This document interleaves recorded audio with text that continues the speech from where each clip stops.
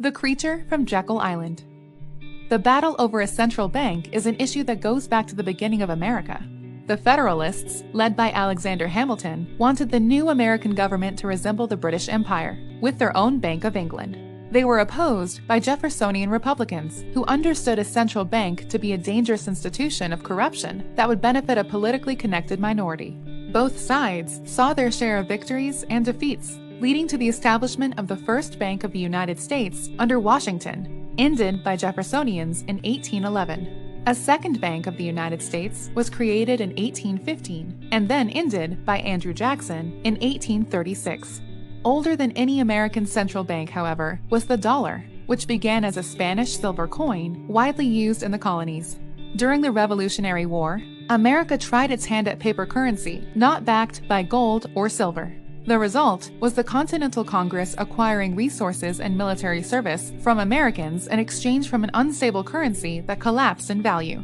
The result was, in 1792, the establishment of a national currency based in gold and silver. The new U.S. Mint would mold coins in a patriotic design, but the weight of silver remained the same as the Spanish dollar. With currencies around the world all backed by gold and silver, global trade benefited from what is called the classical gold standard. This international gold standard provided an automatic market mechanism for checking the inflationary potential of government. If a country, like Mexico, inflated their paper pesos, the inevitable result would be gold leaving the country when foreign banks redeemed their Mexican paper money for the proper amount of gold and silver. While the ability to redeem gold internationally imposed a level of discipline on national governments, interventions in domestic economies still managed to create the booms and busts we see in business cycles. Often, through some sort of government privilege, banks would be legally protected to print money not backed by gold, which would spur investment into projects that otherwise would not be profitable, resulting in a bust. After a particularly bad financial crisis in 1907, the result of bad banking policies first imposed during the Civil War, major Wall Street banks decided to promote the creation of a new central bank that could be depended on to bail them out during a financial crisis.